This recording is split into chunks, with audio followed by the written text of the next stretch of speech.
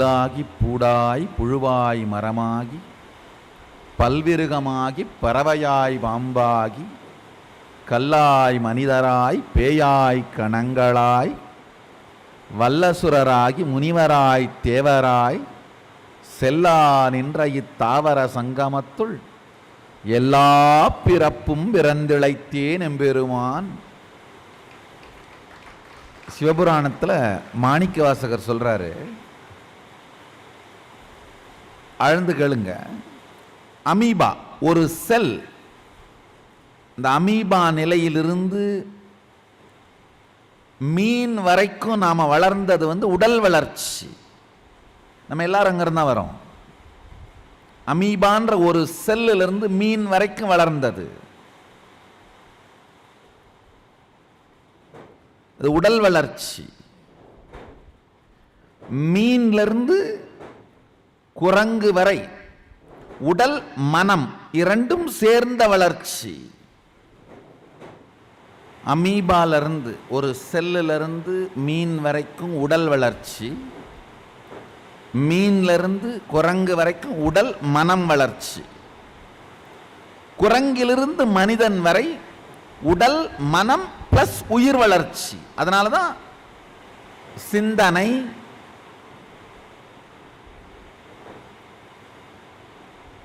எதையும் கட்டுப்பாட்டில் கொண்டு வருகின்ற திறமை, இதெல்லாம் மனிதனுக்குள்ள வளர ஆரம்பிச்சது. அடுத்து மனிதனிலிருந்து இறை சக்தியை வெளிப்படுத்துகின்ற ஞான புருஷர்களாக, அவதார புருஷர், மனித இறை புருஷர்களாக, சித்தர்களாக, சூப்பர்மேனாக மனிதர்களை அடுத்த நிலைக்கு எடுத்துச் செல்ல வேண்டிய நேரம் வந்துவிட்டது. ஆழ்ந்து கேளுங்க.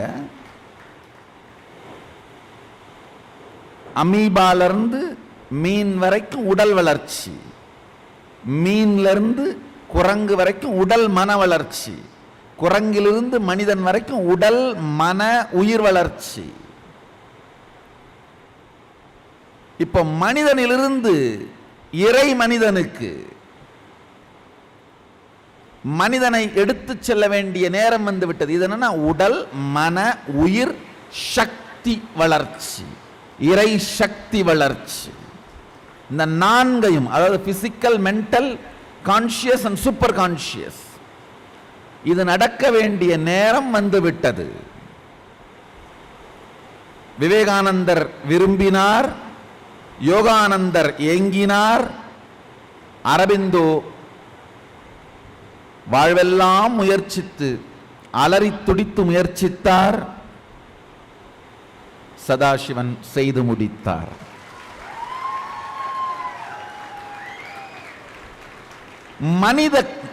மனிதனுடைய கான்சியஸ்னஸ், உயிரை அடுத்த நிலைக்கு கொண்டு செல்வதற்கான முயற்சி கடந்த 200 ஆண்டுகளாக மிகப்பெரிய அளவில் பூமியில் நடந்து கொண்டிருக்கிறது. அந்த முயற்சியின் பாகம்தான் ராமகிருஷ்ணர், விவேகானந்தர், யோகானந்தர், அரபிந்தோ, காஞ்சன்காடு பப்பா ராமதாஸ், ரமண மகர்ஷி, இவங்க எல்லாரும் செய்த ஒரு கலெக்டிவ் முயற்சி. சதாசிவன் அருளால் இப்பொழுது நித்யானந்தர் நிறைவேற்றி இருக்கின்றார். மனிதன் இறை சக்திகளை வெளிப்படுத்துவதை சகஜமான தினசரி வாழ்க்கையாக மாற்றுகின்ற வேலையை செய்து முடித்தே தீருவேன். நல்லா புரிஞ்சுக்கோங்க. முதல்ல ஒரு குரங்கு எந்திரிச்சு நின்று 2 காலில் நடக்க ஆரம்பிச்சிருக்கும் போது சுத்தி இருந்த குரங்கெல்லாம் கட்டாயம் அந்த குரங்கு படாத பாடுபடுத்தி கிண்டல் பண்ணியிருக்கோம். என்னென்னலாம் முடியுமா பண்ணியிருக்கோம் அந்த குரங்கை டிப்ரெஸ் பண்றதுக்கு.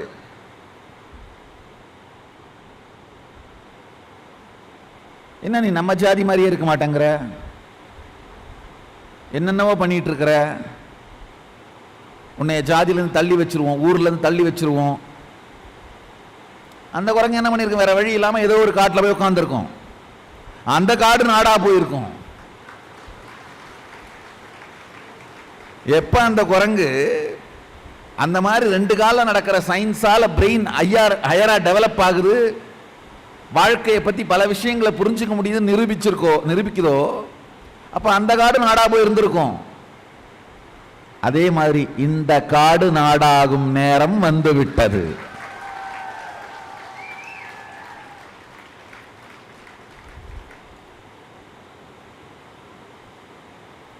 குரங்கு 2 காலில் எழுந்து நின்றதுதான் மனித இனத்திற்கான முதல் செயல் நடவடிக்கை.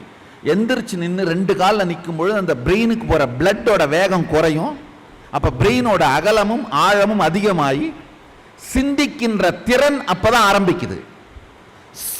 சட்டில் குரூஸ் பிரெயின்ல அப்பதான் உருவாக ஆரம்பிக்குது. இந்த மெம்பரேன் டிஷ்யூஸ் சொல்லுவோம். அது அறுபடாமல் உடைபடாமல் வேகமாக ரத்த போக்கு இருந்தா அந்த சட்டில் குரூஸ் மெம்பரேன்ஸ் உருவாகாது. அந்த ரத்த ஓட்டத்தின் வேகம் குறையும் பொழுது உருவாகிற அந்த சட்டில் குரூஸ் மெம்பரேன்ஸ், அதுதான் திங்கிங் அப்படிங்கிற விஷயத்தை மனிதன் அந்த குரங்கிற்குள் துவங்குகிறது. அப்பதான் குரங்கு மனிதனாகிறது. எந்திரிச்சு நிற்க ஆரம்பிச்ச அந்த முதல் குரங்கு தான் அவதார புருஷன். அதுக்கப்புறம் அது என்ன பண்ணியிருக்கோம், கட்டாயமா இன்னொரு 4 குரங்கை கூப்பிட்டு காலில் முதல்ல கட்டையை கட்டி நிறுத்த கற்று கொடுத்துருக்கோம். அதுக்கப்புறம் ஒரு கோலை பிடிச்சிட்டு நடக்க கற்றுக் கொடுத்துருக்கோம். அந்த கட்டைக்கு தான் ஸ்பிரிச்சுவல் ஆல்கமி ப்ராடக்ட்னு பேரு.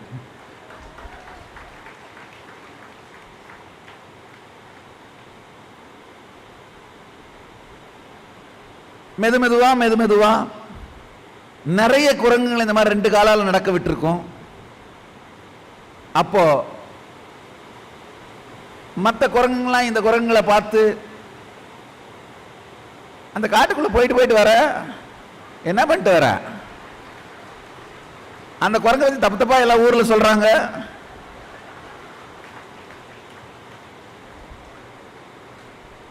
ஆனா நீ ஜாலியா தான் இருக்கிற.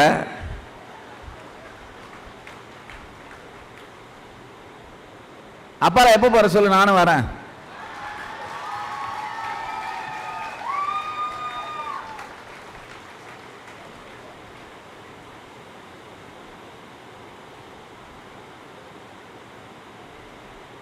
மெதுமெதுவாக அந்த குரங்கு 2 காலில் நடப்பதை சமூகத்தின் வழக்கமாகவே மாற்றிவிட்டு தான் மறைந்தது.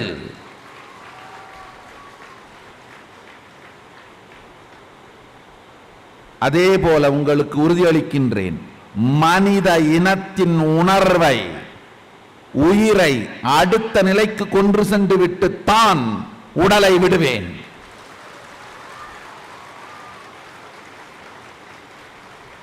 மூன்றாவது கண்ணும் சதாசிவன் வெளிப்படுத்தி இருக்கும் 460 சக்திகளும் post card, email, cellphone, watch மாதிரி எல்லா மனிதனுடைய வாழ்க்கையிலும் தினசரி வாழ்க்கை பொருளாக மாற்றிவிட்டு தான் ஓய்வேன்.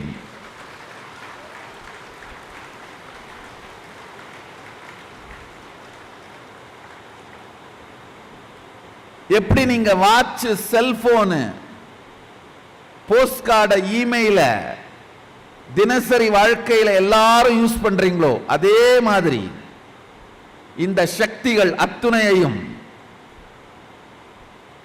நீங்க தினசரி வாழ்க்கையில எல்லா மனித இனத்திற்கும், மனித இனமே இந்த சக்திகளை தினசரி வாழ்க்கையா வாழ்ந்து அந்த அடுத்த உயர்நிலை இறைநிலை மனிதனாக மாறுவதற்காகத்தான் வந்திருக்கிறேன். அதை செய்தே தீருவேன். அதுக்கு தான் நான் வந்திருக்கேன், அதை செஞ்சே தீருவேன். இப்போ உங்களுக்கு 2 சாய்ஸ் இருக்கு. வெளியிலிருந்து கிண்டல் பண்ணிட்டு இருந்த குரங்காவும் இருக்கலாம், உள்ள வந்து நிக்க கத்துக்கிட்டு மற்றவங்க நிக்கிறதுக்கு கத்து கொடுத்துட்டு இருந்த குரங்காவும் இருக்கலாம். வெளியில இருந்துட்டு காட்டுக்கு போயிட்டு போயிட்டு வர என்ன கொடுத்தாரு அந்த குரங்கு? என்ன கொடுத்துச்சு எனக்கு? அந்த மாதிரி கேட்கிற அளவும் இருக்கலாம். உள்ள வந்து தான் நிக்க கத்துக்கிட்டு மற்றவங்க நிக்கிறதுக்கு ஹெல்ப் பண்ற குரங்காவும் மாறலாம்.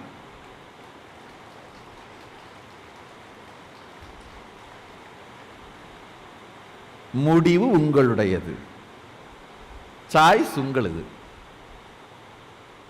அடுத்த ஒரு வருஷத்துக்கு, அதாவது அடுத்த குரு பூர்ணிமை வரை, இப்ப வருகிற குரு பூர்ணிமை அடுத்த குரு பூர்ணிமை வரை, போன ஆண்டே இந்த அடிப்படை விஷயங்களை துவக்கிட்டேன். போன ஆண்டே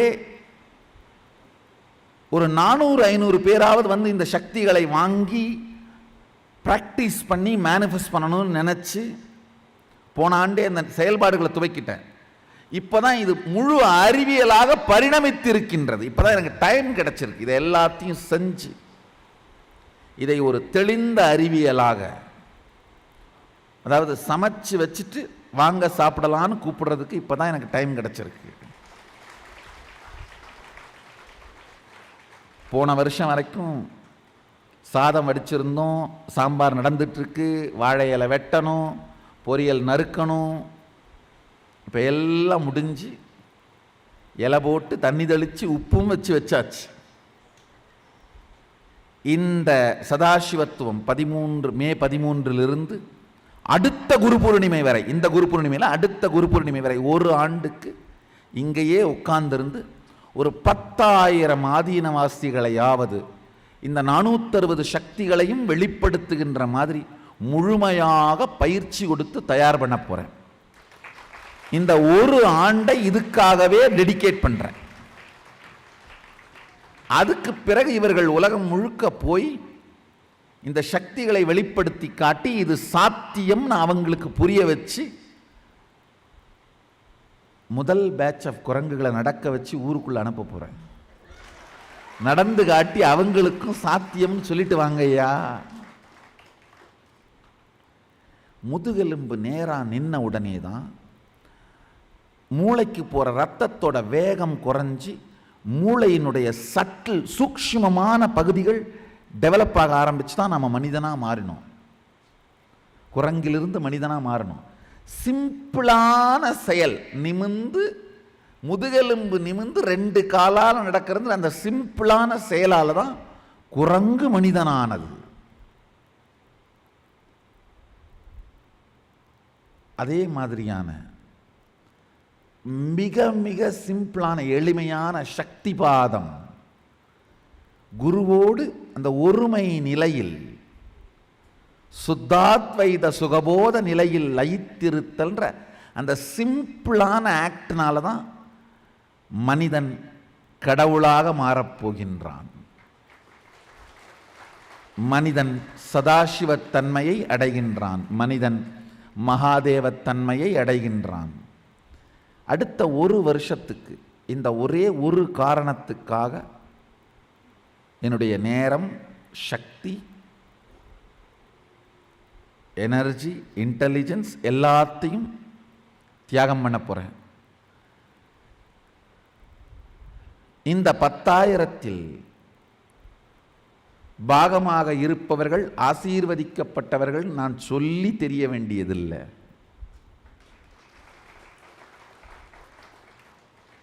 உங்கள் வாழ்க்கையின் நோக்கம் அல்ல, மனித உயிர் வாழ்க்கையின் நோக்கம் அல்ல, உயிர் இனத்தின் நோக்கத்தை நிறைவேற்றுகின்றேன். வெறும் உங்களுடைய வாழ்க்கையோட நோக்கம் இல்ல, மனிதர்கள் எல்லா மனிதர்களுடைய வாழ்க்கையோட நோக்கம் மட்டும் இல்ல. அமீபாவில் இருந்து செல் மீனாய், மீன் குரங்காய், குரங்கு மனிதனாய், மனிதன் சிவனாய், உயிர் எக்காரணத்திற்காக இந்த பூமியில் மலர்ந்ததோ அதன் நோக்கத்தை நிறைவேற்றுகின்ற செயல் இது. உயிரின் நோக்கத்தை அடுத்த நிலைக்கு கொண்டு செல்லுகின்றேன். நான் வீடு கட்ட ஒரு லோன் வாங்கி வச்சுருக்கேன், அத்தை கூடு கட்டிட்டு 2 வருஷம் கழிச்சு வரட்டுமா? வா, யார் வேணாங்கிறது? வந்தாவா, வராட்டி போ.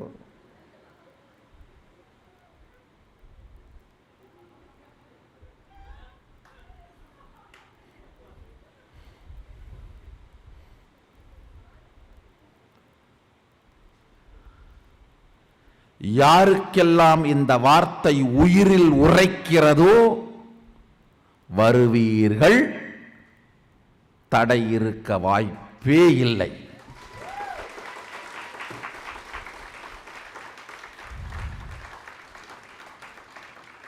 உயிரில் உறக்காதவர்கள் உறங்கிக் கொண்டே இருங்கள். என்றாவது ஒரு நாள் என்னோடு நடக்கின்ற குரங்குகள் வந்து உங்களை எழுப்பட்டும்.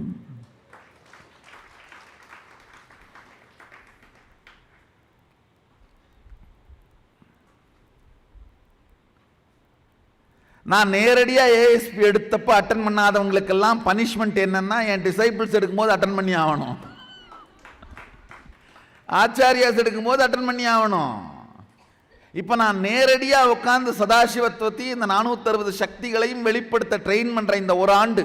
இன்னொன்று, பல பேர் கேட்டாங்க, இப்போ ஆதீனவாசியாக வந்துட்டு சதாசிவத்துவம் அட்டன் பண்ணிவிட்டு நான் சேலம் பிரான்ச்சில், திருவண்ணாமலை பிரான்ச்சில், ராஜபாளையம் பிரான்ச்சிலலாம் ஆதீனவாசியாக இருக்கலாமான்னு.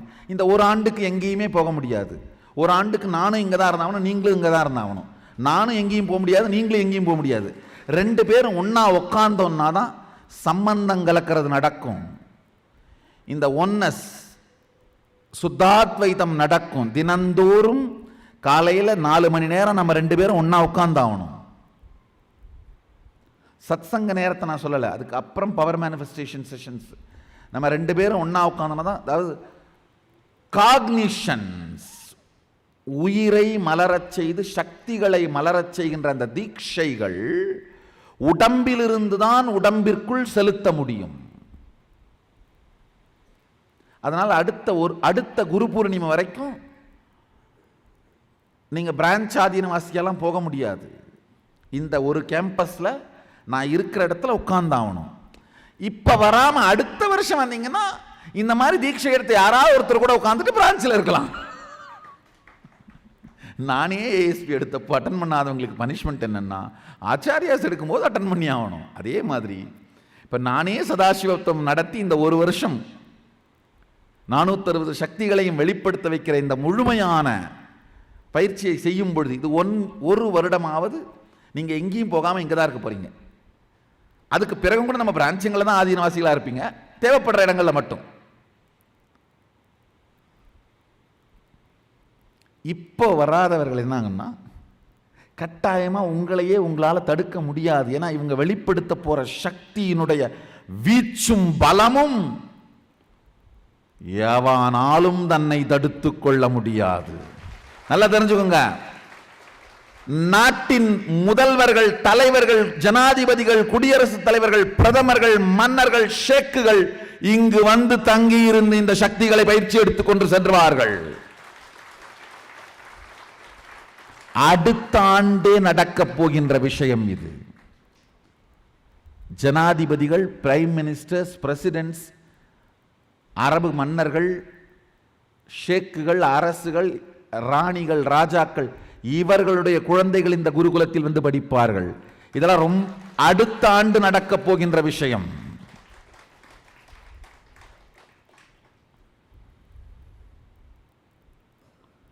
ஏன்னா பணம் வச்சிருக்கிறது, கார் வச்சிருக்கிறது, ஃப்ளைட் வச்சிருக்கிறது, இதெல்லாம் ஓல்டு ஃபேஷனு.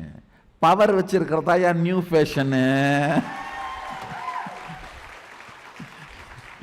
இதெல்லாம் நித்யானந்தா வர்றதுக்கு முன்னாடி ஃபேஷனு, 1978க்கு முன்னாடி. இப்போ இல்லை, இப்போ லேட்டஸ்ட் ஃபேஷன் என்ன? பவர் இருக்கா?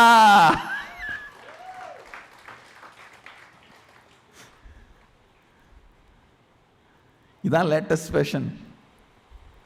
அடுத்த ஆண்டுக்குள் பார்ப்பீர்கள், பணத்தாலும் புகழாலும் பொருட்களாலும் போரடித்து போன மனிதர்கள்,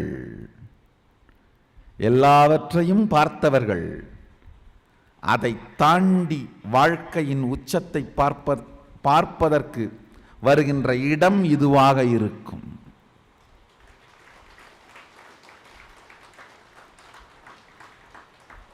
யாரெல்லாம் நேரடியா சாமிகிட்ட இருந்தே ட்ரைனிங் எடுத்து இந்த 460 சக்திகளையும் வெளிப்படுத்தி உலகத்துக்கு இதை கொண்டு சென்று சேர்க்கலான்னு நினைக்கிறீங்களோ அவங்கெல்லாம் வந்துருங்க. அந்த மாதிரி முடிவு எடுத்துருங்க. எத்தனை பேர் கை தூக்குங்களா? ஒரு பெரிய லிஸ்ட் கொடுத்தாங்க. நல்லது, நீங்கள்லாம் வந்துருங்க. மற்றவங்களாம் அந்த கை தூக்கங்களை பார்த்து இவங்ககிட்ட இருந்து கற்றுக்கோங்க. எல்லாம் பிளான் பண்ணுங்க.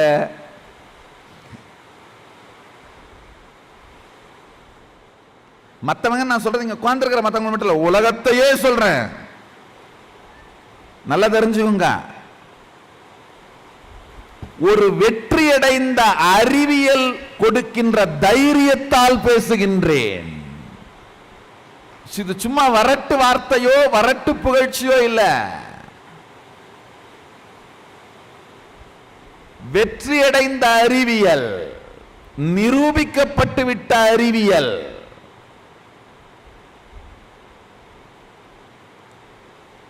யாரோ 1-2 பேருக்கு ஃப்ளூக்கில் அடிக்கிறது இல்ல, நிரூபிக்கப்பட்டு விட்ட தெளிவான அறிவியல். அதன் மீது அமர்ந்து கொண்டிருக்கும் தைரியத்தினால பேசுறேன்.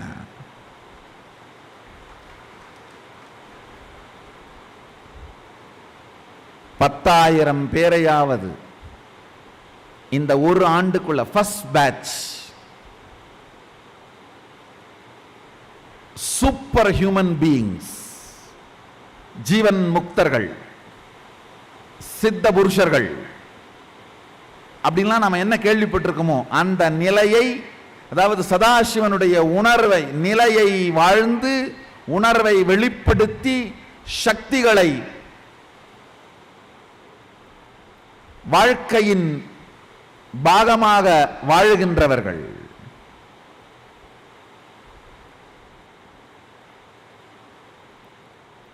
சதாசிவனின் உணர்வில் வாழ்ந்து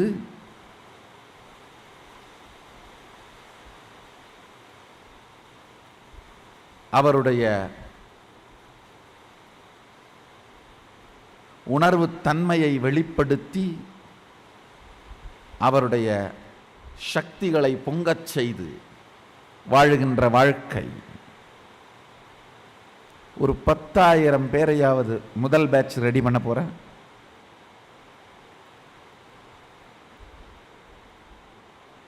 பாகமாக மாற நினைப்பவர்கள் வாருங்கள்.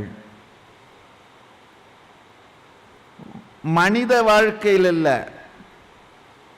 உயிர் வாழ்க்கையிலேயே இதை தவிர வேற செய்வதற்கு ஒண்ணுமே இல்லை. மீதி எல்லாமே தேவையில்லாத ஆணிதான். புடுங்கிற மீதி எல்லா ஆணியுமே என்ன தேவையில்லாத ஆணிதான்.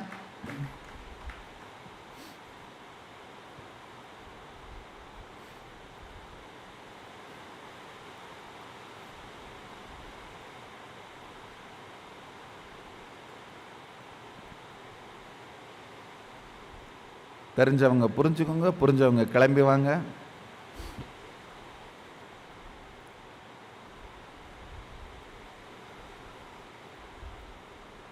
சில பேர் எங்கிட்ட லெட்டர் நான் வீட்டிலேருந்தே பண்ணட்டுமா, நான் கூட தான் கைலாயத்திலேருந்தே உங்களுக்கு லெட்டர் கொடுத்துருக்கலாம்.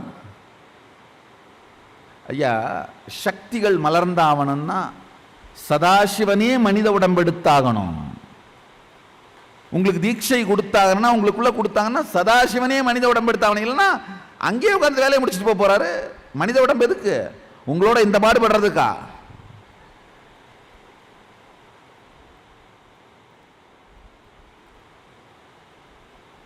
நானே கைலாயத்திலிருந்து வரும்போது நீங்க உங்க ஊர்ல நீங்க வர முடியாதா? கைலாயத்திலிருந்து விடுதிக்கு வர்றதை விட உங்க ஊர்ல இருந்து விடுதிக்கு வர்றது கஷ்டமா?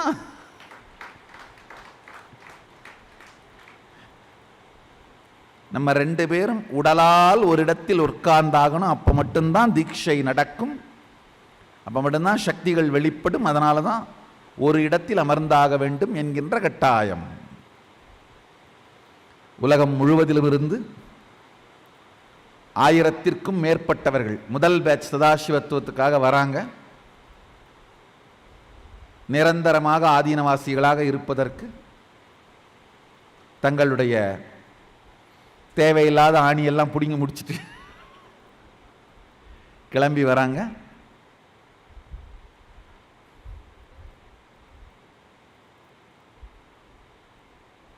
மனித உடலெடுத்த எல்லோருக்கும் அழைப்பு விடுக்கின்றேன். கதவுகளை திறந்து வைத்து, கைலாயத்தின் கதவுகள் திறந்திருக்கின்றன, வாருங்கள்.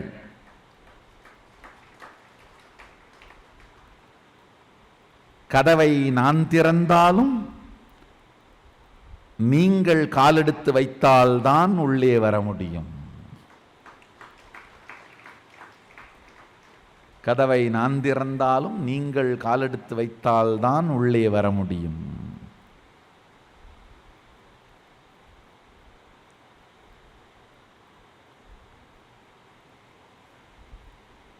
நானூற்றி சக்திகளையும் நீங்கள் வெளிப்படுத்தி இறைநிலைக்கு செல்வீர்கள் என்பதற்கு நான் உறுதி. அது யாராயிருந்தாலும் சரி, அறிவியல் வெற்றியடைந்த அறிவியல், சயின்ஸ் சக்சஸ்ஃபுல் ஆயிடுச்சு, கூன் குருடு செவிடு பேடாக இருந்தாலும் சக்திகளை வெளிப்படுத்த முடியும்னு மிக தெளிவாக அனுபவபூர்வமாக நிரூபிச்சிட்டோம்.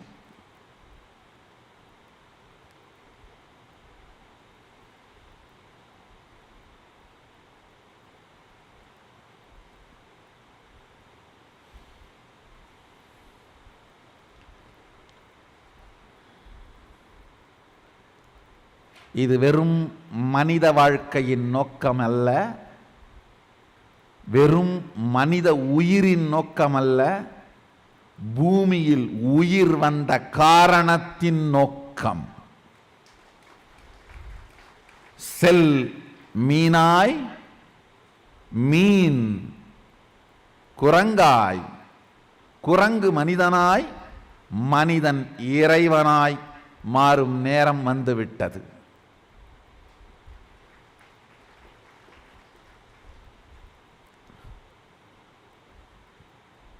பாகமாக மாறுபவர்கள் வரலாறின் பாகமாக மாறுகிறீர்கள்.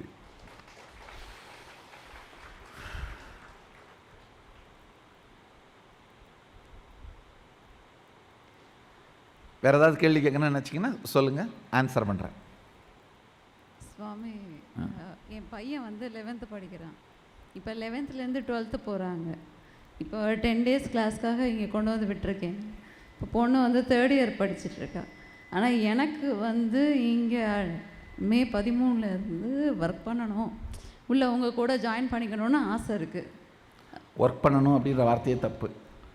உங்கள் கூட முதல்ல உங்கள் உயிரை மலர வச்சு இறை சக்தியை நோக்கி போகணும். அதுதான் ரைட்டான காரணமாக இருக்க முடியும். இங்கே வர்றதுக்கான முதல் காரணம் என்னவா இருக்கணும்னா, நான் சதாசிவத்துவத்தில் மலர வேண்டும், சதாசிவன் சக்திகளை வெளிப்படுத்த வேண்டும், என் உயிர் மேல்நிலை அடைய வேண்டும்.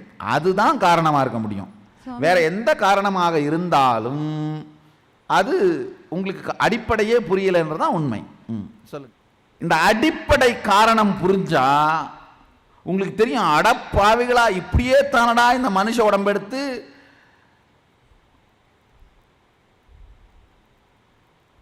மாதாவும் உடல் சலித்தாள், நானோ கால் சலித்தேன், வேதாவும் கை சலித்தான்.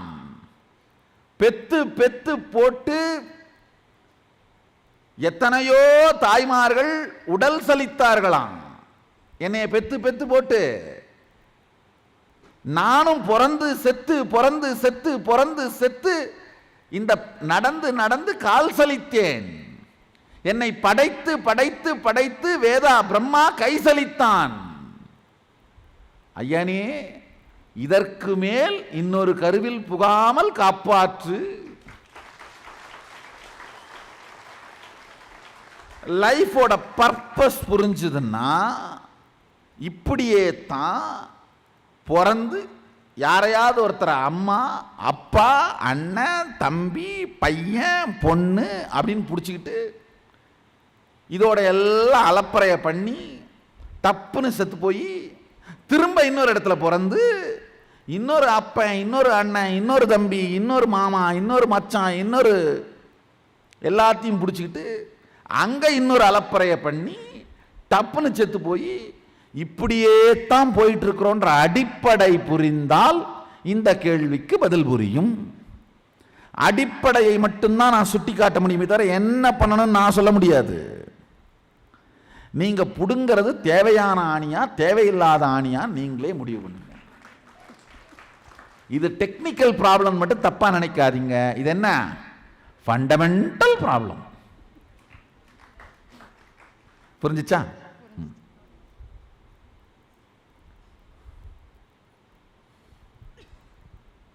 ரொம்பவே பெத்துட்டோம், ரொம்பவே வளர்த்துட்டோம், ரொம்ப தரம் பிறந்துட்டோம், ரொம்ப தரம் இப்ப பண்ணிட்டு இருக்க நீங்க பண்ணிட்டு இருக்க எல்லாத்தையுமே வாழ்க்கையில ரொம்ப தரம் பண்ணிட்டீங்க.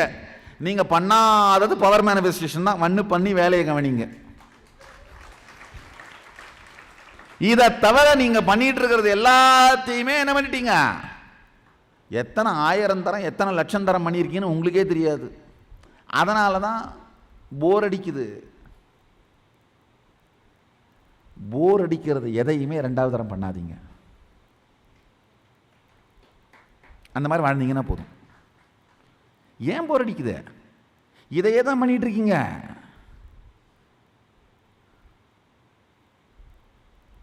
மொத்தமுமே நல்லா தெரிஞ்சுங்க, எல்லா உறவுமே கள்ள உறவு தாங்கய்யா. எல்லா உறவும். ஏன்னா அண்ணன் தம்பி அக்கா தங்கச்சி பையன் பொண்ணு அப்பா அம்மா எல்லாம் எந்த உங்களை சுத்தி இருக்கிற எந்த உறவுனா பாருங்க, ஏதாவது நேரான உறவா? எல்லா உறவும் கள்ள உறவு தான். எல்லாமே தேவையில்லாத ஆணியை தான் பிடிக்கிட்டு இருக்கீங்க.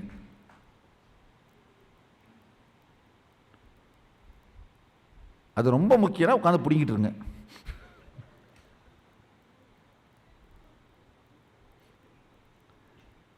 நான் சொல்றது மனித வாழ்க்கையோட குறிக்கோள் மட்டும் இல்ல, உயிர் இனத்தின் குறிக்கோளை நெக்ஸ்ட் லெவலுக்கு எடுத்துட்டு போறேன். சில பழைய பக்தர்களுக்கு என்னடா இது வேற மாதிரி பேசுறாரு, முதல்லாம் ஒரு மாதிரியா தான் பேசிட்டு இருந்தாரு,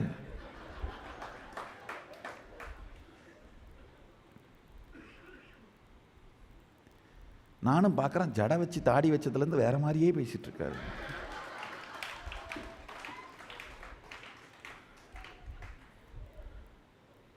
சடை வெளியில மட்டும் வளரல, உள்ளேயும் சேர்ந்து வளர்ந்துருக்கு.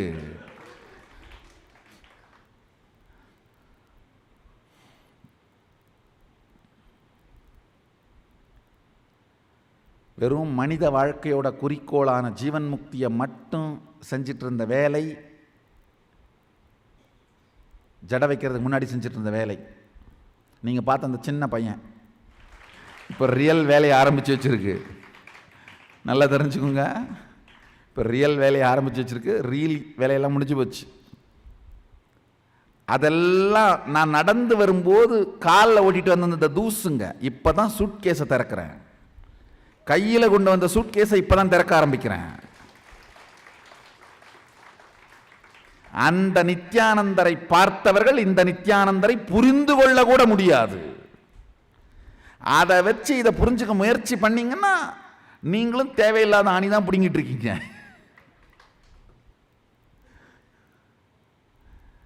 அந்த நித்யானந்தரை பார்க்காதவங்க ஆக்சுவலாக ஒரு விதத்தில் அட்வான்டேஜ் உங்களுக்கு. ஏன்னா டைரக்டாக பார்த்துக்கலாம். இப்போ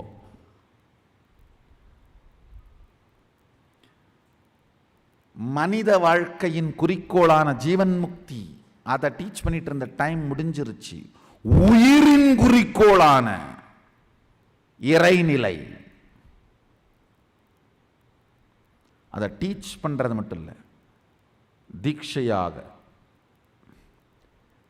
சக்தியை வெளிப்படுத்துகின்ற தீட்சையாக உங்களுக்குள் அழிக்கின்ற வேலையை துவங்கிவிட்டேன். நல்லா தெரிஞ்சுக்கோங்க. ஆயிரக்கணக்கான சித்தர்களையும் ஞானிகளையும் ரிஷிகளையும் ஜெகத்குருக்களையும் உருவாக்கியே தீருவேன் அடுத்த சில ஆண்டுகளுக்குள். அதை உருவாக்குறதுக்கான வேலையில் இறங்கிட்டேன். நீங்கள் உங்களுடைய இந்த சின்ன வட்டத்தோட சுதந்திரம், நான் நினச்சா காலையில் எழுந்திரிச்சு அப்படியே காஃபி குடிப்பேன், அப்படியே பெறாக்கா வாக்கிங் போயிட்டு டீ கடையில் உட்காந்து சுற்றி இருக்கிற 4 பேரோட கதை பேசிகிட்டு இருப்பேன், அப்பால் கொஞ்சம் கஞ்சி குடிச்சிட்டு மெதுவாக குளிச்சுட்டு மதுரை மீனாட்சியை பார்க்காம என்னால் இருக்க முடியாது, அதனால் மீனாட்சி கோயிலுக்கு போயிட்டு வருவேன்.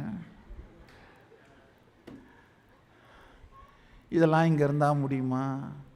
சாயங்காலமாக தெப்ப குளத்தில் போய் உட்காந்துருந்து பக்கத்து வீட்டு பாட்டிங்களாம் சேர்ந்து கதை பேசிட்டு வருவோம்.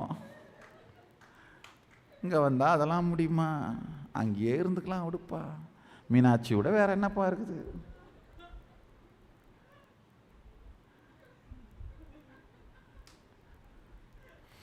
இந்த மாதிரி ஆளுங்க மீனாட்சியே நேரில் இருக்கும்போது கூட இருந்திருக்க முடியாது. சிலையா இருக்கிறதால தான் அங்கே வந்து வம்பு பண்ணிட்டு உட்காந்துட்டு இருக்கலாம்.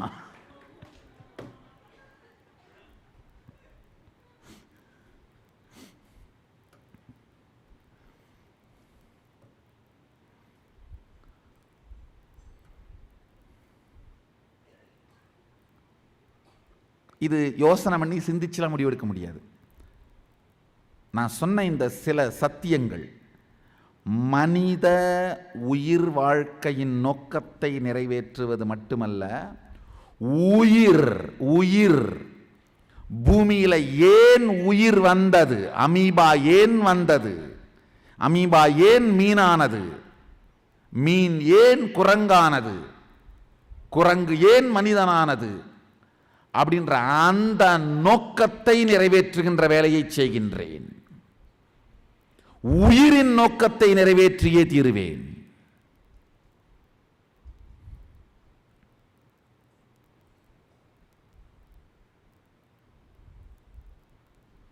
அதனால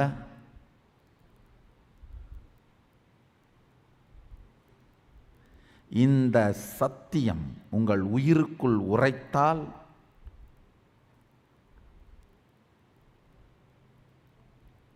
உங்களை எதுவும் தடுக்க முடியாது. இங்கு வந்தே தீருவீர்கள், இருந்தே தீருவீர்கள். இது உயிருக்குள் உரைக்க மறுத்தால் இன்னும் கொஞ்ச நாள் நீங்கள் வளரணும் போல, அது உயிர் உரைக்கிறதுக்கு. ஆனால் என்ன, அப்போ நீங்கள் வேறு யாராவது ஒருத்தர் நீங்கள் கற்றுக்கிட்ட ஒருத்தர் வந்து ஏதாவது ஒரு ஆதீனத்தில் ஹெட்டாக இருப்பார், மகன்தாக இருப்பார், நீங்கள் அவரோட இருந்து கற்றுக்க வேண்டியிருக்கும். அதுக்கு தயாராகுங்க, அவ்வளவுதான், வேற ஒன்றும் இல்லை. வாழ்க்கை இவ்வளவுதான். எளிமையான சக்கரம், இனிமையான சக்கரம். உங்கள் எல்லோருக்குள்ளும் இந்த சத்தியம் உயிரில் உரைக்கட்டும் என்று ஆசீர்வதிக்கின்றேன். நீங்கள் எல்லோரும் இங்கு வந்து சதாசிவத்துவத்தில் மலர்ந்து கைலாயத்தில் சாலோக்கிய முக்தியாக, சதாசிவனோடு சாலோக்கிய முக்தியில் இருந்து சதாசிவத்துவத்தை வெளிப்படுத்தி உலகிற்கெல்லாம் நன்மை செய்வீர்களாக. நித்யானந்தத்தில் நிறைந்து நித்யானந்தத்தில் மலர்ந்து நித்யானந்தமாகிட ஆசீர்வதிக்கின்றேன். ஆனந்தமாக இருங்கள்.